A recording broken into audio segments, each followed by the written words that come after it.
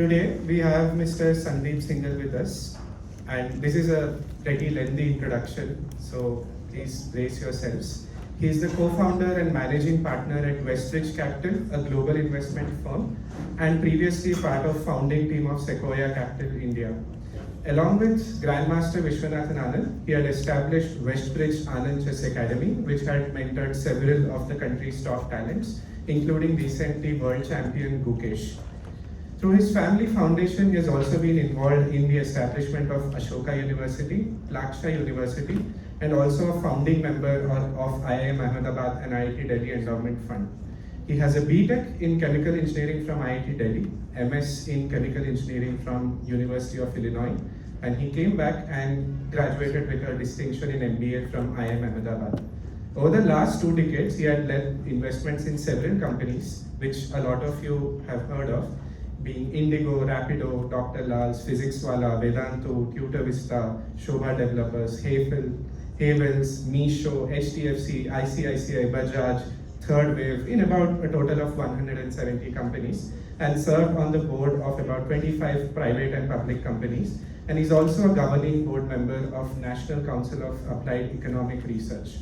On his website, it says, and he says it, that the next 20 years are going to be the best years in the history of India. This happens in a country only once, and we are very aware of that, and we want to seize the moment. We are here to hear Mr. Singhal share why he says that and reflect on his personal and professional journey, why he chose to come back to India, what guided his investments, and his own thoughts on how to think about long-term decision making and investing. But not only in businesses, but also in careers and oneself. Can we have a round of applause?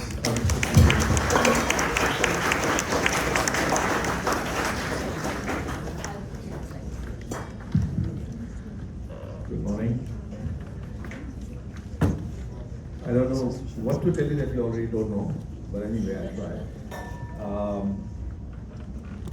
By the way, my daughter went to Neev school in the very beginning when Neev had just started. Kavita was running a few schools, and then it became many schools. I was just talking to her while I was coming in, and she was super excited that I'll be here. So this is not going to be a very serious talk. This is hopefully going to be just sharing some top of the mind things that I have. It's not very structured, it's sort of random, and it'll be blabbering a little bit, not really a structured sort of thought that you have to absorb. Just sort of let it pass your brain and something will stick. Just a few slides, and please keep it interactive. If you have any question, any brainwave at any point of time, you can raise your hand and pipe in. We'll let them ask questions after. Okay, after. That's good. Otherwise, We'll be derailed. We'll be there. Do you recognize this picture? Anyone? What is it? Anyone? Yeah, sure? Yes, the hare and the tortoise story. So, believe it or not, life is like a hare and a tortoise story. As you go about your daily lives, you will see a lot of hare running by you, and that will make you anxious, and you'll feel like, wait a minute, what's happening to me? I'm not getting that grade, I'm not on that team, or this or that or whatever. Don't worry about that. It's a very long race. You have a lot of time. As long as you direct yourself and keep going in the direction and keep moving, you are likely to win the race. And I can vouch for that. Next slide. You know, the other thing that I have faced in my life very often, which I'm sure you face too, which is, what do you do? Should you do many things? A lot of different things, do a little bit of sport, a little bit of music, a little bit of academics, or should you sort of become a world chess champion? And some of you will do one, some of you will do second, some of you will do one and maybe a little bit of second, and that's all fine. Only recognize that when you are approaching decisions in your life, there will be trade-offs. And learning how to trade off is another big lesson that I learned in my life. Like, for example, if you like something and you want to spend a lot of time on it, it's likely going to result in you spending less time on something else, and be comfortable with that.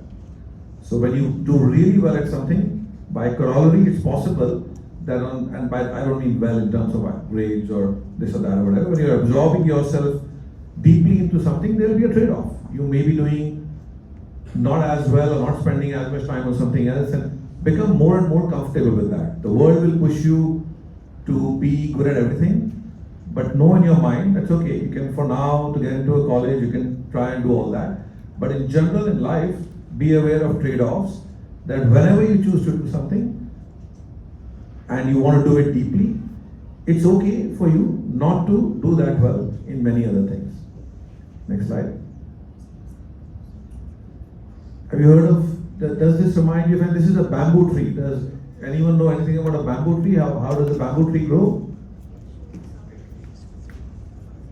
Someone said shoots off? Yeah, can you say more about it?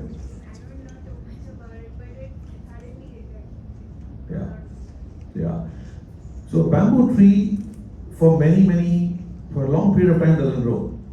So if you look at it, it looks like it's at that height. But what's happening is it's preparing itself under the ground. It's working, it's building its roots, it's doing things that strengthen it and makes it ready. And then suddenly you look at it, in 2 months, it would have shot by 40 feet. And that's what happens in life. Many times things that you're doing, you don't see the results, no one else sees it. You're practicing your piano, or you're doing whatever else that you like to do, or studying physics. To the world, it's not apparent, and even to you sometimes, that you may be ready to shoot up one day. And then suddenly things come together, and you don't realize in some small period of time, all of the work that you did suddenly shows up. So be ready and okay with long periods of time when what you're doing is not obviously showing to the world or to yourself progress. Yeah, that's something that I observed in my own life. Next slide. The best investment in life that you can make is in yourself. And that could mean investing in your health, that could mean investing in an avocation, anything. Really, the best investments in life are in yourself, to sort of develop yourself. Not in a maniacal way, but like in a fun way. Whatever interests you, actually it really doesn't matter what. Whatever interests you, absorb yourself in it, and that investment will give you great results. Something that I may touch upon a little bit later. Next slide. This is a Panchtantra story. Does this remind anyone or anything? Anyone has heard this Panchtantra story?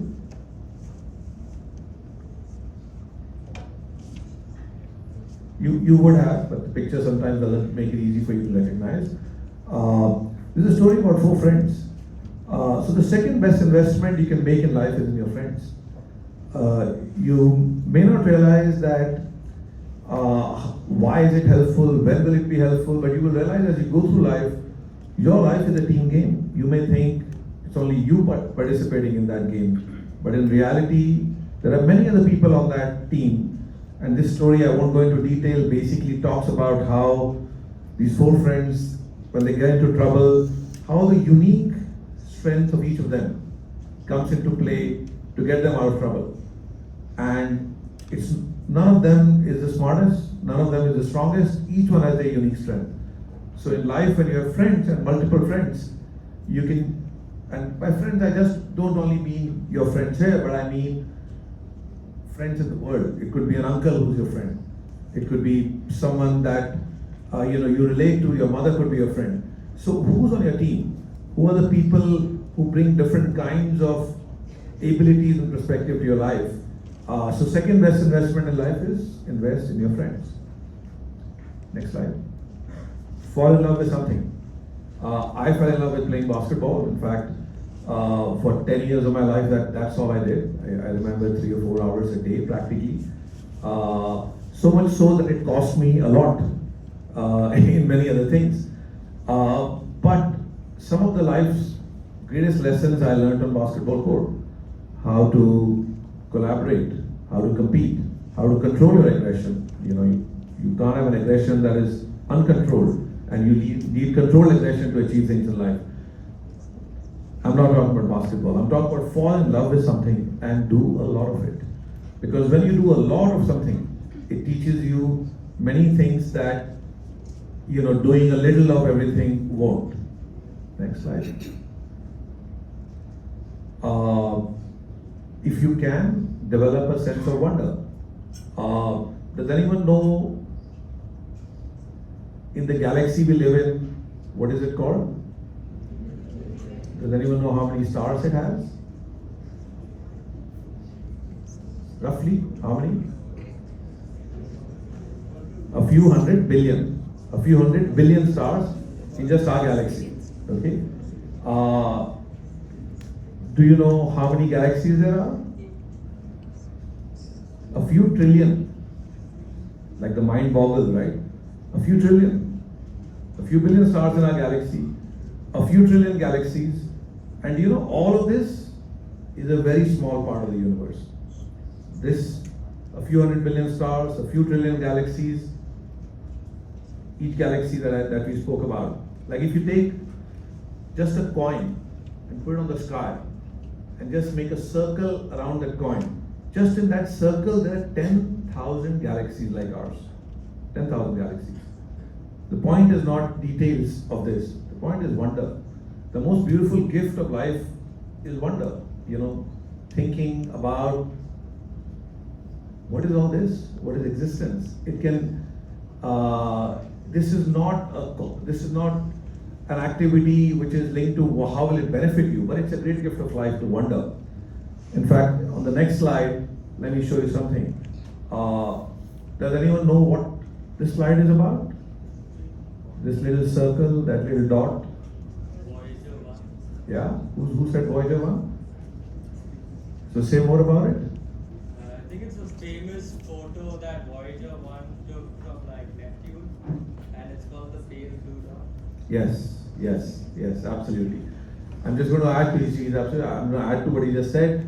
So Carl Sagan, the famous cosmologist, at the last minute when Voyager, which was going out to the universe to explore the universe, he requested them that when Voyager is passing by Saturn, same thing as Neptune, don't worry about that, ask it to turn around and just take a picture of Earth. So this is a picture of Earth, that little blue pale dot from Saturn. Now think about the universe that we just spoke about, which is our galaxy has 200 billion stars or more. And within our solar system, just one star, within our solar system, we are still in our solar system. This is what Earth looks like. So everything that happens around you, all the heroes, all the kings, all the villains, all the sports stars, all the movie stars, everything that has ever happened has happened on this little dot. Imagine the expanse of the universe. So develop a sense of wonder.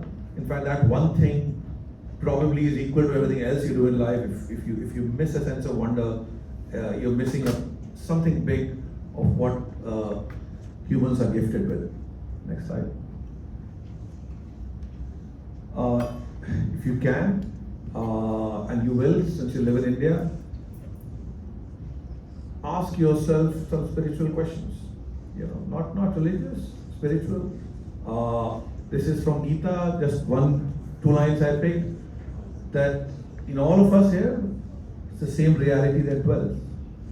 We may not recognize it, but Kabir said it in another way that, all of us, he said, but for those of you who may not speak as much Hindi, he said, Bhande mein hi bhed hai, pani sab mein hi, which is we are all vessels having the same water. A lot of it lies around India like common dust, this kind of spiritual wisdom, but it's something that, and maybe sometimes when you're this young you don't need to sort of think about it, but as life goes on, you'll be pulled towards it, and it's worthwhile exercise to ask existential questions. Next slide. Okay, now I'm going to spend only 2 or 3 slides on what we really do, which is investing. Over all these years, the companies that were mentioned in my introduction, one thing I realized early that some companies are in very large markets, and I only wanted to invest in large markets. What are those companies? Those are companies that every household needs. What kind of company every household needs? If you think about a Rapido, which is basically something I'm sure you guys know, everyone needs transportation. Every member of the household needs transportation. If you think about Star Health, which is a health insurance company, you don't have to worry about it, your parents have to, but every household needs an insurance. India Shelter is a company that gives loans for buying a house. Every house needs, maybe not your parents, but a large number of people in this country need loan to buy their house. Your parents, again, not for you, but Funds India is a company which helps invest house surplus. Every household has some surplus. You want to invest it to make more money. That's what Funds India does. KPN Fresh sells fresh vegetables. Rapidly growing. We have 250 stores growing at 100% a year. Every household needs fresh goods. Third Wave Coffee, I assume you guys know, all of us need a cup of coffee. Everyone in your household needs a cup of coffee. With your friends need a cup of coffee. With your colleagues need a cup of coffee. Physics Wala, you probably know, some of you, those who are in that grade. But this is for masses, helping the masses learn various subjects at a very low cost. Meesho is an e-commerce company.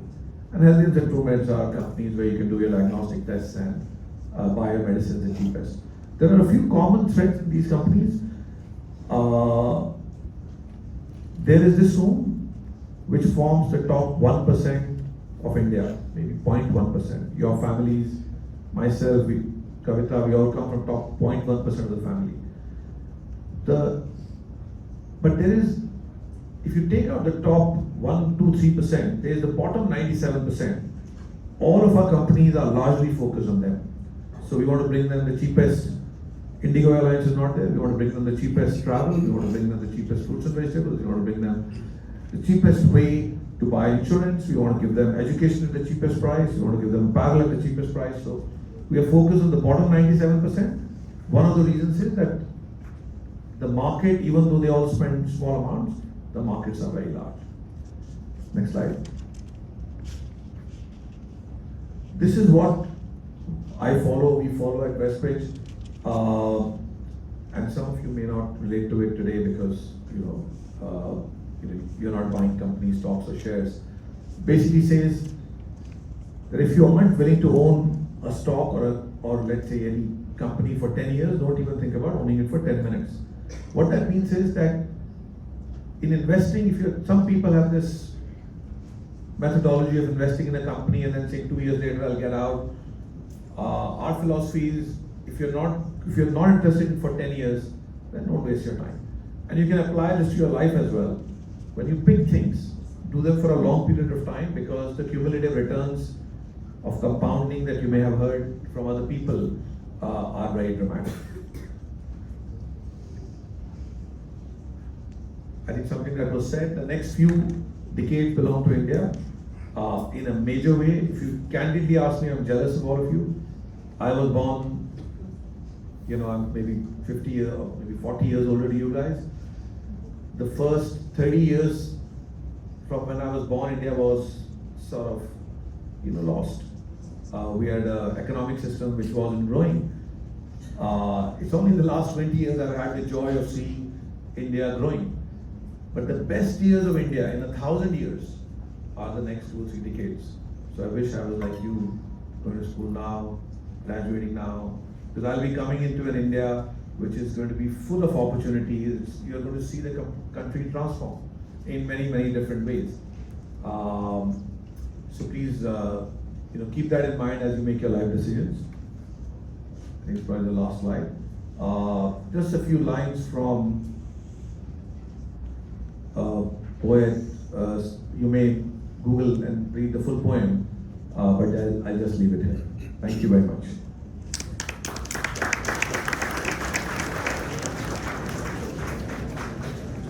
So kids, we are going to warm it up with our questions and we'll keep it going. We have enough to ask him.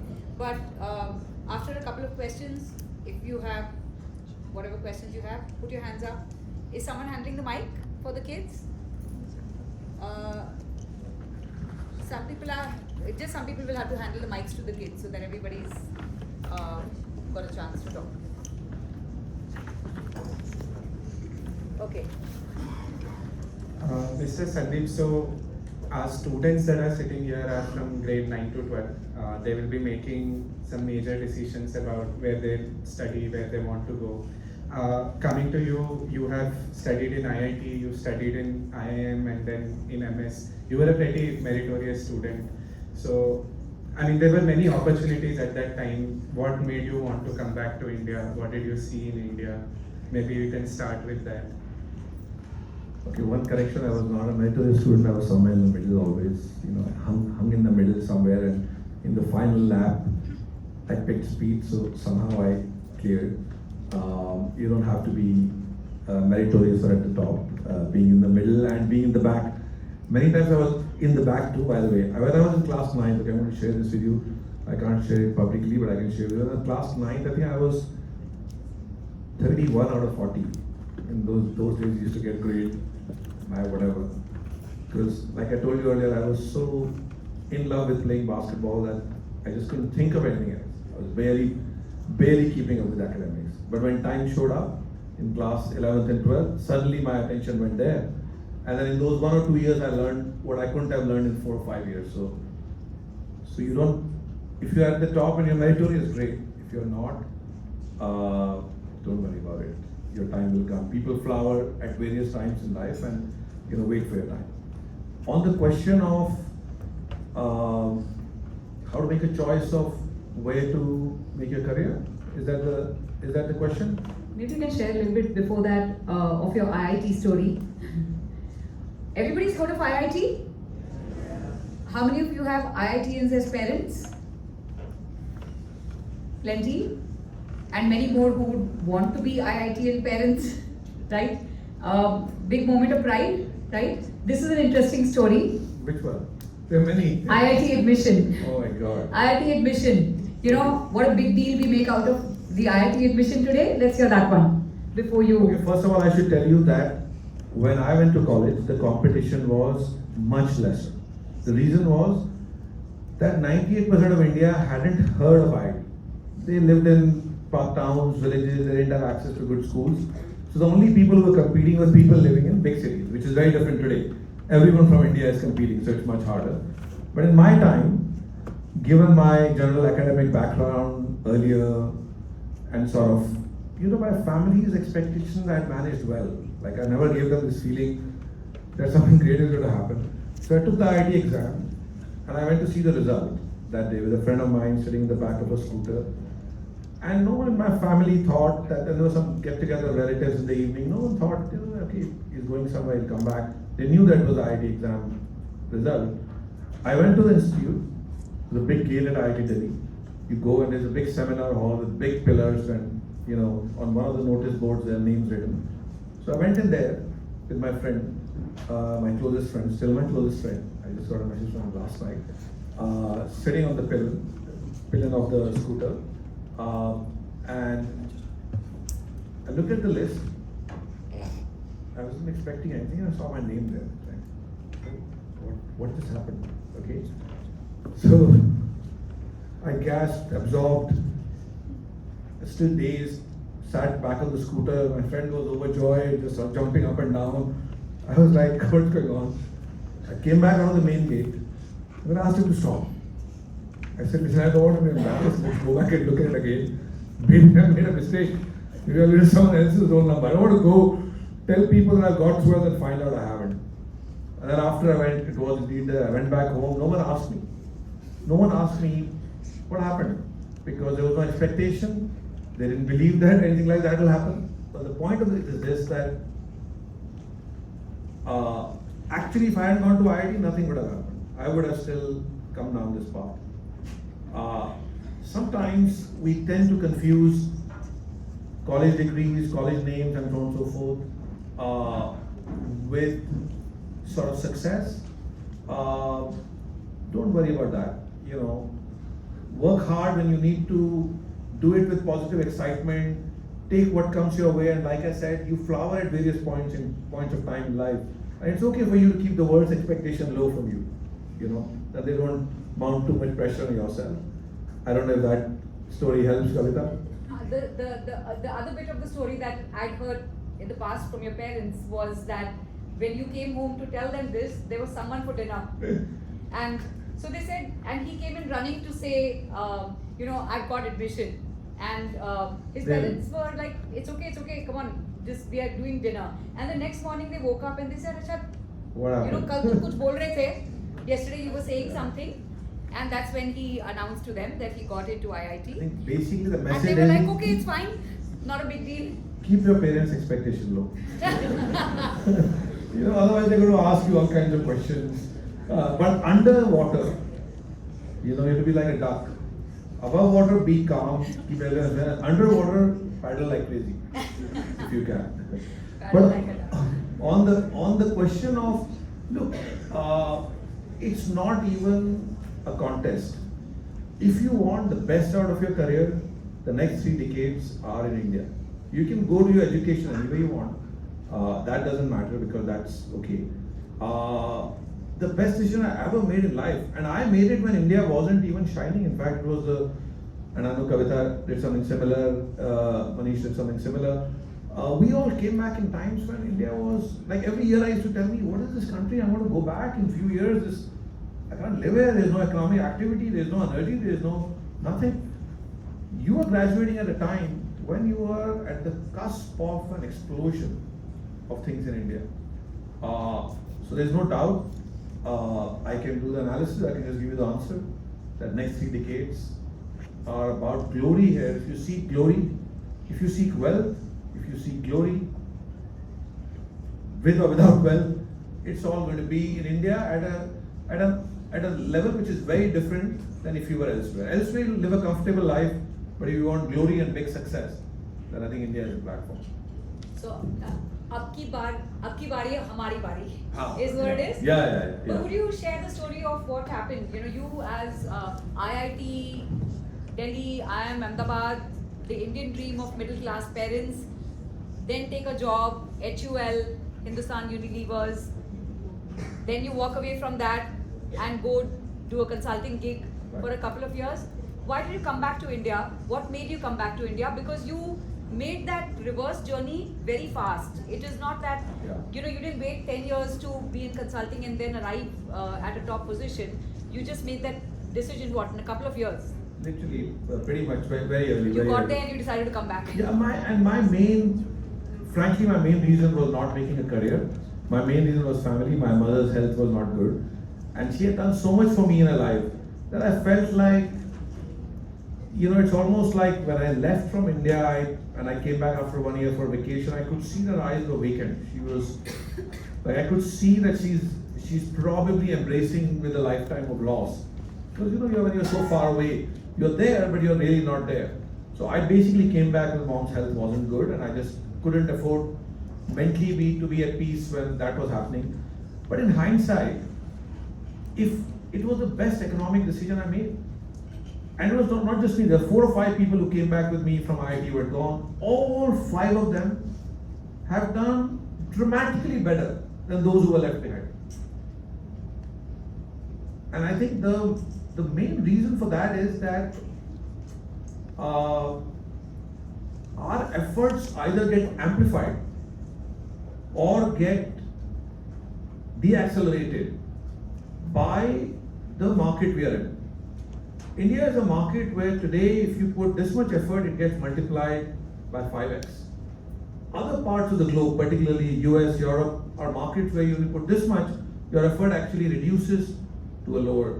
It's like, maybe another analogy to give is, let's say you are swimming, and you're swimming in a river that is flowing at 1 kilometer per hour, versus you're swimming in a river that's flowing at 7 kilometers an hour. Just think about 10 hours later, where are you at the same speed at which you are swimming? Where are you likely to go much farther? So that 7% in India is India's GDP growth. You're swimming in a river that's flowing at 7 kilometers an hour, and that 1% GDP growth is the rest of the world's GDP growth for the developed markets, where you're swimming in a river that's flowing at 1 kilometer an hour. So let the wind or let the water aid your flow. Be back here, doesn't matter where you go, just where you graduate. You did mention that back when you came back to India, the situation was different, the economy was different, the pace at which things would accelerate or amplify were very less. So one of the questions that we wanted to ask is with respect to long-term thinking. Maybe you could tell us a little bit about the climate that you found yourself in, and why is it that you would specifically choose to invest in companies of mass prosperity? Something, as you mentioned, is more about the households, most of these using households. The short term versus the long term. So I'll tell you, long-term thinking I've only developed in the last 10 or 15 years. You can develop it now, you'll benefit from it immensely. Till I was like maybe 40, I was mostly doing things that interested me at that point of time. And I would do something that's with 2-year time frame and so on and so forth. But after 10 or 15 years of my career and 40 years of my life, I figured that I can only do a few things. And if I did those few things with very long-term mindset, then the results are dramatic. You know, so I developed this only in the last 10 or 15 years. And where could I deploy myself with that long-term thinking in India? Investing, which may or may not be of interest to you guys today, because investing is not something I need to worry about today, maybe 10 years later. But the reason I chose mass market for India is that it's an infinite ocean. There are 1.5 billion people. If I decide to provide a motorcycle for people to sit on the back of in Rapido, to get 1.5 billion people on the back of this motorcycle, I have a lot of time. I can keep growing. Today Rapido does 6 million rides a day. 2 years ago they did 1.5 million rides a day. Right? 6 million people sit on the back of a motorcycle today and will go from place A to B. But there are 1.5 billion people in India. So that company can keep growing, keep growing, keep growing. One day it'll have 100 million people riding, one day it'll have 200 million people riding. So I made this effort once to set up this business, to be a shareholder in this business. I can reap its reward for 20, 30, 40 years. It's like you dig a well, and you take a chair and sit by the side and look at the stars and wonder, and the well gives you water for a long period of time. So when you think about something from a long-term perspective, you have to choose also areas where there are long-term gains. And again, we're talking about India. India is that place today. India will grow at 6 to 7% for the next 30 years. So if you do something in India, just by being here, so you can apply that long-term thinking to India, and if you apply that same long-term thinking to Japan or Europe or US, you'll find yourself that those economies are not only growing slowly, they're going to grow further slowly. So you don't want to, if you think long-term, you will say, I should not make my effort in those economies, and I should double down my effort in India. Leading to this long-term thinking, I saw you in one of the talks. Your basic idea of investment is that you see a lot of potential and that you want to bring that potential up. And in this regard, could you speak a little bit about WestBridge Anand's Chess Academy and a little bit about Physics Wala? What do you see in that? How do you think it's going to help bring mass prosperity? I'm going to read from your post on Physics Walas. You don't post a lot. Very rarely, yeah. And when I saw the post on Physics Walas, I decided to scroll down and see, oh wow, let's read all the other posts, everything that I don't know about Sandeep Singhal right there. But you don't post much, and yet you very actively posted only these two companies, Physics Walas and then Waka. Physics Walas, and he wrote this: no one went from start to 50,000 crores in market value in 5 years. No one did it as frugally, more cash in the bank than money raised, and most importantly, none created the social impact that Physics Wala has.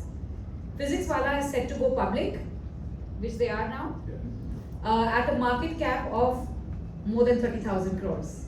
So that, on one side, the big mass market versus Chess Academy, which is clearly not mass market. Yeah. How are you thinking about this? But first of all, Everyone knows Mukesh, right? Yeah. Like I said, fall in love with something. It can be anything. Actually, literally does not matter. So the effort at WestBridge Anand Chess Academy, frankly, wasn't to seriously to say, okay, we're going to have a world champion soon. It was just that there were lots of young kids who were playing a lot of chess. The parents were investing behind them a lot. They were coming to a certain level, but they were not making the grade to the Viswanathan Anand world champion level. So we said, okay, what is lacking? What is lacking is that you need a finishing school. Means you take these young, I want to call them kids, young adults, who've got great potential, they become grandmaster at a very young age. What does it take for them to become or have a shot at becoming the best in the world? Small things here and there, you know. You need to learn what is the best way to play an end game. There's a coach in Hungary called Yusupov. He's supposed to be the best coach on end games. By the way, he's twiddling his thumb, sitting idle there. He's available. We can get him to come and teach our kids, our young champions, how to deal with an end game. When you play big matches, sometimes the heart rate goes up so much. It's actually like you're running a marathon because you're in that duel. And how do you manage your emotions? Oh, they need a mental conditioning coach. There's this guy called Paddy Upton, a South African who coaches the Indian cricket team. Then we reach out to him and say, hey Paddy, how about coaching our young chess champions? They face the same sort of challenges when they compete at the top stage. So Waka was it's just one day, this is the other thing. Ideas will come to you that are like around, you just pluck an idea out of thin air. And it could be anything, literally. And then you invest your time, energy, and emotion behind that idea. Our expectation wasn't to get so great results. We thought in 10 years, we'll get one Indian who will be top 10 players in the world consistently. Because we have not had anything like that. Anand was a freak, Viswanathan Anand. He was a world champion, but after that, we've never had an Indian player in top 10. Within 5 years of setting the academy, we had Gukesh winning the world championship. We had Prag, who was in the top 10 in the world. We had, of course, Vaishali, who's one of the top players in the on the women's side. I mean, we just got such a rich reward. The learning for me actually from many of these things, go back to my IIT, this sort of surprise. Like, how did these things happen? This is all luck. Like, suddenly, how did they happen? I think the one common pattern that I can see is, if you're interested in something, just pour your energy in it, and results will follow. Maybe it is like the bamboo example. You just do things that you're interested in. And one day you will find, there's a phrase that says, success will meet you in common hours. Like, you won't even realize that something great happened. So, now Physics Wala on the other side, and I'll give you the history of the guy who founded it, a guy called Alak Pandey. So Alak Pandey had a tough upbringing. His father passed away in class 11. He made some money by teaching class 11th and 12th kids, just running his household, helping his mother pay for groceries and everything. And then he went to an good engineering college, HBTI Kanpur. After the first or the second year, just didn't like it, was so bored, he just left and came back. And he says it in a funny way that no one cared. He never got a letter from the institute saying your kid has gone back. What about him? He said like no one cared. And he came back and he started teaching in a local institute. And then one day he saw YouTube and he said, what about if I try to teach kids on YouTube? And he had no anticipation of what he wanted to do in terms of economic. And he started teaching on YouTube. And one day he started making 20,000 rupees a month. Like after a year or two, 20,000 rupees a month. I'm sure, I think my daughter probably spent 20,000 rupees a month. So we know what 20,000 rupees a month is. 20,000 rupees a month. When he started making on YouTube, he said, oh, maybe I don't need to teach now in physical classes, I'll teach online. And from that, an explosion happened. Now he has 120 million children learning on their channels at the cheapest possible cost. It's literally 4,000 rupees a year. That's like the cost of a book. And for that, for 3 hours a day, you can get best teachers in the country. And I'm not kidding you, best teachers in the country. I mean, not as good as you, but almost there. So This gentleman who had no idea what he could become, he was just pouring his energy into something that he loved. And by the way, this is not a call for you to drop out of college. There's some other people on this stage who have done something similar to achieve greatness. But what that tells you is that, like I said earlier, if I had gone to IIT, it's not like I wouldn't have been successful, you know. He dropped out of college. He's done what he has done. Look at what Kavita has done. What Gukesh did. Someone asked Gukesh, it's a funny question. Someone asked Gukesh in an interview that, you stopped going to school after class 4. Wasn't that risky? Did you think of how risky it is if you didn't make it as a world champion? So he thought and he said, you know what? I should ask this question to my parents because I couldn't have imagined or known what risk is and so on and so forth. So my parents took the risk of. So in life, you will have trade-offs and be comfortable with that. It wouldn't matter what college you went to. It wouldn't matter what brand names you have here. As long as you keep your energy and you focus and pour your heart into things that you like to do. Don't do things generally in life. In school, you'll have to do few because you have to sort of pass some exam. But generally, do things in life that call you, things that you are interested in. And because you're in India today, because our economy is growing, doesn't matter what it is that you're interested in, you will find a way to make a great career. I don't know if that helps. So switching tracks a little bit, the process of investing, how different that is. You sold your baby to Sequoia and then you bought it back, WestBridge, sold it to Sequoia, bought it back. As a result of that, I saw in your portfolio you have a couple of international companies that you probably inherited in that process.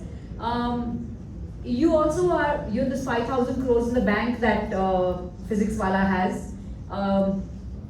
Many people talk about how profit is a lack of imagination and all of that, but these guys have 5,000 crores in the bank, not just profit. You also spoke about the scale of the large market impact and then picking this really small chess academy, which is impacting some 20 people, but huge impact for the country. How do you think about this, having seen the world, US, let's say, as a placeholder for that, still the hottest market, 60% of the world GDP or the market value even now. Is it different investing? What is the difference in the process of investing, thinking about success in the US when you're investing versus when you're investing in India, if you could share that? That's a great question. See, US is a country that's built out. Okay? So the opportunities in US lie in crevices or in some areas in technology and disruption of what exists. India is a country which is going to be built out in the next 30 years. When you graduate, when you go into work life, if a country is going to get built out versus a country that is already built, the kind of investing opportunities that there are very different. In the US, it will be something in the crevice, maybe a juice company that does a juice that's very different than the existing 3 juice companies. In India, a juice company, the main juice company. So the opportunity set here is about going after the big opportunities, set a motorcycle riding company, set an airline, put a grocery chain. In the US, all these things are built out. In Europe, all these things are built out. So in India, when you invest, you shoot for the moon, you take moon shots. In US, when you invest, you sort of, go 30,000 feet up. And that's where you operate. So that's the main difference. Thank you, Mr. Sandeep. Now we'll open the floor to the audience. We'll have mics being distributed, so please wait patiently until it comes.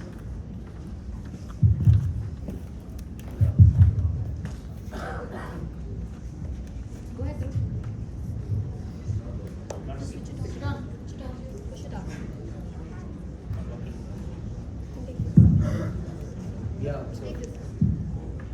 So my question was about I have 2 questions. One is about your investment in Physics Wala, because I remember this when it came up, it was relatively new. So why did you choose to gamble on Physics Wala rather than invest into already established coaching like Alan and Akash? And my second question is about a more contemporary event regarding Indigo. So you said you had invested into Indigo, and considering the mass disruptions that happened, how did you and your investors adapt to the losses that you may have faced or the decline in the stock? Right. Tough question. Multiple questions asked in one. Yeah. No, but very quickly, I think Physics Wala, because one, Physics Wala was focused on the large market which had no options for getting great academic education. So Alan and Akash were teaching people who could pay 70,000 rupees a year. What about if my father can only afford 5,000 rupees a year? And India is, out of 1.5 billion, 1.2 billion people are like that. So very large market, if I'm able to crack that. Second, Physics Wala had the advantage of being a tech company. And a tech company can scale like wildfire, versus companies that have physical centers scale at a slower pace. So, those are the two reasons that we invested in Physics Wala, apart from the charm of the founder Alex Pandey. Indigo Airlines, yeah, I mean, that's the other thing, actually, the great example in life. When you do things in life, once in a while, everything is going to look like, oh, what just happened? Like mayhem. There's going to be like some disaster, okay? Like it happens in sports, you know. Suddenly you lose Virat Kohli, one down, it may look like a disaster. And it'll happen to you often in your life, you know, you'll get, I used to tell my daughter in school that if you get a B, it'll be good for your soul. If you get a C, it'll be better for your soul. Because you will learn that in life, you get many B's and many C's. At that point of time, Indigo Airlines got a D, you know, for many different reasons. Should you lose heart? Should you say, oh, wait a minute? No, chill. You know, 1 month is going to pass by. They're going to figure out what went wrong. They're going to solve it, and they're going to be back on track. The stock price went from 6,100 to 4,800. We lost $200 million in that period. Does it matter? No. Why? We haven't sold the stock. Just wait. By the end of the year, the stock price will go to 7,000. So things happen. Something will get messed up. Don't bother. Don't bother. As long as you're doing something that gives you energy, just keep doing it. You know. So we don't worry about the Indigo losses. There are no real losses. We haven't sold any shares. Yeah. Okay. Kabir. Yeah, two questions. First, you work in investment firms and venture capital. So if you want to get into something like that, then what should you be doing right now? And the second is about AI in its current state. Do you think that it's a bubble fueled by hype, or does it hold long-term investment possibilities? AI is not a bubble. It absolutely holds long-term investment possibilities. Yeah. AI is not a bubble. AI is here to stay, and AI is going to change the world as we know it. So it's a trend that all of you should spend time knowing more about. What should you do to get into investing? As of now, try to do as well as you can in your school without killing your soul. Okay? Without using AI?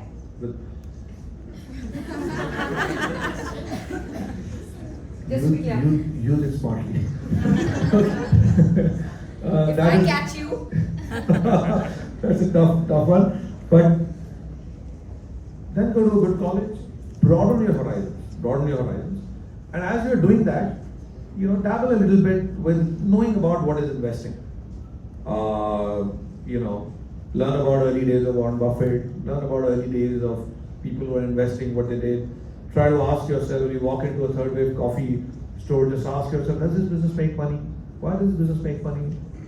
You know, so ask yourself very simple, basic questions, not complicated stuff, and just open your mind to thinking about what is investing. You put in a rupee and you want to get a return on that, and start thinking about that in basic forms. And then, you know, if you just develop that interest, then you'll be ready when the right time comes. Yeah. Hi, my name is Ved. You talked a lot about how you choose to invest in companies, but obviously not every company you invest in will become a rapid or a third wave. How do you know when things haven't worked out and the time to exit? Yes. A lot of arrows on our back. Half the companies that I've invested in have shut down. Not that they weren't doing well, they shut down. But that's the natural course of investing business, particularly if you're investing in some earlier stage businesses. How do you know? Some things numbers tell you, and some of it is art. You sort of see the pattern, you recognize the patterns. Either something was wrong with the market, or something is wrong with what the company is doing, and you develop this sense over time that okay, this dog is not going to hunt, and it's something that you learn as you spend more years in investing. And if you have a successful investment like Rapido, you said, how would you know that your investment has like realized its potential and it's time to like move on to something else? Yeah, the good thing about being in India is that because it's such a long population that needs to be served, most of our investments are today at a place where they have not realized their full potential. In numbers, you will see, you will learn smaller things about the market that at some point will tell you that you're better off taking your money out of here and putting it in something else, both quantitative and qualitative. Yes, I don't know. Here, right here. She's got a mic. Shania? Okay. So, I think in the introduction, Sai mentioned you were part of setting up the IMA Endowment Fund. And they recently held a conference, the AID conference, where they've like discussed, I guess, the unique policy that India has regarding CSR funding. So I wanted to ask what your opinion on like this kind of a unique policy is and its effectiveness, because India is the only country in the world to make it a part of like a mandatory framework for corporates. So from that side. Maybe you could talk about what made you also do those endowments to both institutes and then go on to talk about CSR. Look, I think that, well, I haven't put it there, but developing a sense of gratitude to whoever has impacted your life positively is a virtue that actually returns to you multifold whatever you give. Whether it's your family or it's the institutions that you went and studied. I'm Ahmedabad, the education at Ahmedabad opened doors for me that allowed me to achieve some of the success that I have is due to them. And then, they're called Alma Mater for a reason. Mater, I think, is for mother. They are like your mother, so like I wanted to contribute back to that institution. And the institute director used to come every few months, every year, saying we need some money for repairing this department, for starting this lab. And then it occurred to me that the right container for those things is an endowment where people give for the long term. And by the way, today evening, I'm digressing, the single largest donation is being made to Ahmedabad of 100 crores by one of the alumni. And I actually have a Zoom call on which she's giving an acceptance speech. Like 100 crores. When we started, we had nothing. I was the first donor. I said I'll give certain amount of money. That's not important here. But I'll go raise money from other people and help set this endowment. So I got 10 people like me. And we set up the endowment with a total of 100 crores 6 years ago. Now that corpus is becoming 1,000 crores. The return from that money is more than the annual profits of Ahmedabad from everything else. So again, it's one of those things, long term. 50 years later, the endowment will be $10 billion. So if you saw, you go around Bangalore, you see these beautiful rain trees. You know why they're there? Because some Britisher in 1920 planted them. So all of us sit under the shades of trees which were planted by someone else. So endowment is like that tree. Someday, a lot of people will sit under it. On CSR, it is very unique and it is wonderful. You sensitize corporates to contribute back to society, and you arm twist them and say, please give 2% of your profit to charitable causes. I think it's a great initiative. It's unique. It doesn't happen anywhere else in India, but I think all the companies that I'm on the board of, it focuses those companies to think about issues that face our society where corporates should be contributing. It's actually one of the most positive contributions of Indian sort of corporate governance.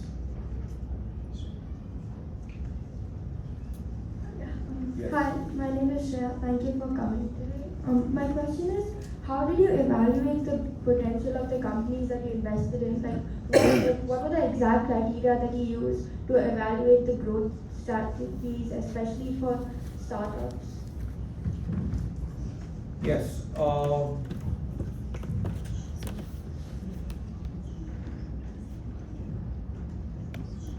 Many things are coming to my mind. I'm wondering where to start. It's like, do you play the card game? What card game do you play? Any card game. So basically investing is like a card game. Initially, let's say you play a game and you get 2 sets of cards, you don't know what the value of those cards is. Over time, you develop an ability to read those cards. You look at those cards, like a card shows up equal to an ace, that this company is operating in a very large market. Every household needs this. That's like an ace. Say, wow, ace of hearts. Let's say another card you see in the company. These founders seem really, really, really good. Not just because of their education. Something about this interaction told me. When I do the background checks, the world says this guy walks on water. Not because of their grades and this and that, but there's something special about them. That's another ace. So like this, every investment when it's coming in, it has got 5 or 6 cards. And I'm evaluating, is this a ace or is this a deuce? So deuce is the other end, right? So if something has high value cards, then you lean forward and say, this is something that I want to invest in. The most important card is the size of the market. The size of the market is very large and it's unattended. Like suddenly I wake up. I don't know if that helps you. Yeah. Poker player or bridge? Both. Poker, bridge and chess. Good one. All 3 actually. I mean, I don't know if I should be saying it, but we just came back from Colombo. 30 founders, a poker tournament over 3 days. Wow. And last week of December, I went to World Chess Championship in Doha. Unfortunately, there my skills are sort of at the low level, so I just stood in the balcony and watched. Watched Gukesh. Watched all of them. Gukesh didn't do well at all, and he came out of the hall. He saw me, he wasn't expecting me, and like he felt like, I'm sure he felt disappointed because he wears WestBridge and and he sees me there, and so I didn't know what to say. Okay? I just gave him a hug, but I could see that he was like steaming from inside because he had just lost a game that he was about to win. So, but that's what it is. Life is about winning and losing. That doesn't matter. One of the most beautiful moments was World Championship. Gukesh, the grace that he showed, and I remember him at our home. Right. The humility and the intelligence and the thoughtfulness that he showed as well all the time. I mean, that's a lot to learn from, guys. Yes, he came. And he got a B. Life will change. Yeah, absolutely. Nirma. Nirma, we're reading your question, yeah? Yeah. What is one investment that you would encourage everyone, even somebody who's not an investor, to make? Invest in learning a sport or a music instrument. Or debate. I mean, I'm just giving you 2 examples. Invest in an avocation, something that is not seriously linked to your academic career. Hi, I'm Nikhil. I noticed that WestBridge had invested in KPN Fresh, which is very successful in Tamil Nadu. How do you plan to mimic that strategy in other states where the customer mindset may be different or there are other competitors? So, quietly in the last 1 year, we've opened 50 stores in Bangalore. 15 Bangalore, 16 Hyderabad, just getting into Kerala. Are you from Chennai? Yes. Yeah. So KPN was a very successful chain. Okay, it's a great story. I'll tell you 1 minute story of KPN. The founder of KPN was a vegetable vendor. Okay, like a guy who used to sell vegetable on his head on a push cart, fruits and vegetables. I asked him, he's now 80 years old, his son took the business. So that gentleman started one store in his life when he was able to get to a place where he had enough money to open one store after a lifetime of work. And then his son came into the business later on and took the 1 to 30 stores. And then he handed it over to us. We have taken from 30 to 300 and we are going from 300 to 3,000.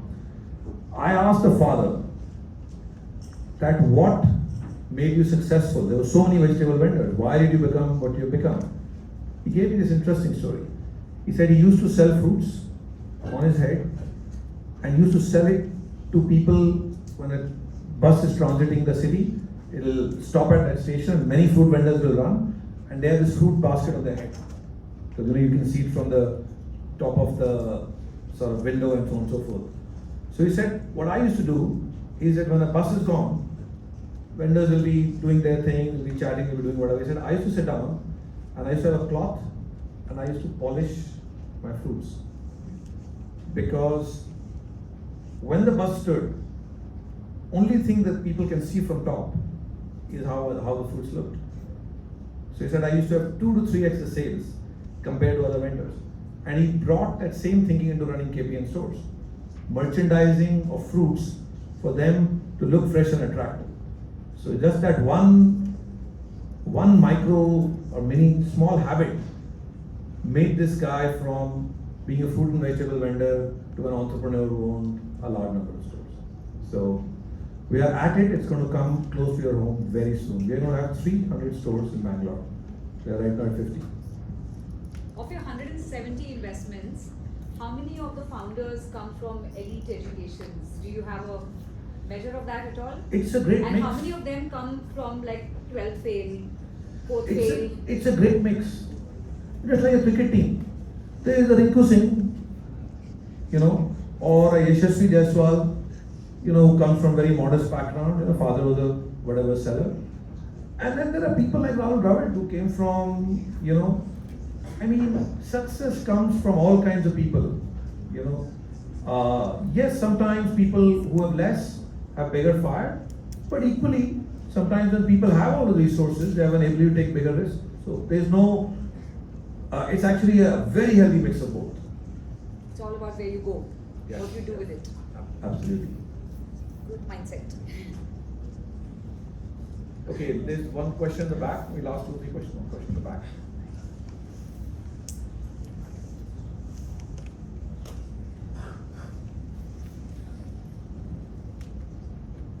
You spoke a lot about how India is set to see its best years.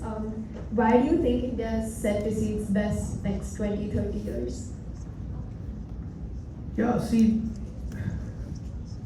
we have to go a little bit back in history. You see, imagine about 1,000 years ago, 1100 AD. Actually, India was one of the most developed economies in the world. We had a university in India called Nalanda, which had 10,000 students. At a point of time when Oxford wasn't even born for another 200 years, Harvard was born 500 years later. We already had one of probably the only real university in the world with all kinds of different courses in science and philosophy and so on and so forth. Now from 1100 AD to 1950 AD, something happened which made India stop in its track, or the people who live here stop in its track. And that was mostly that India was protected by mountains on top and sea on the other side. So the people here internally developed thought, science, ethics at a level which was much different than the rest of the world. But the rest of the world was developing means and ways of crossing the sea or coming through the mountain passes. When they came in from there, they were still at an earlier stage of development. They were more martial. In early stages of a civilization development, you are more martial because might is right, you fight and you have that capability. By the time 1100 AD came, India had become already evolved to a level where we were not martially superior. So when mountains opened up, from Central Asia people came. When seas opened up, the Europeans came. And they all came and, I have to choose the word appropriately, they extracted rent, as economics would say, or you could say exploited what was happening in India and did not invest in developing India. So India became from being very developed to being very underdeveloped. all of your ancestors, if you ask them where were they living in the 50th generation, they'll tell you in a small village. The cities were not occupied by our ancestors. It was only after our independence that now we have 800, 900 years of pent up catching up to do. So the reason next 30, 40 years are great for India is because in these 30, 40 years, India will catch up for all the lost time. You know, lot of India doesn't have, you know, it's like proverbial village with no shoes. You know, we don't have basic goods, services, infrastructure. Go around the city. We need to build metro. We need to build our cities. We need to build our airlines. We need to build our retail system. We need to build. So we need to catch up on those 800, 900 years. And what was the last 50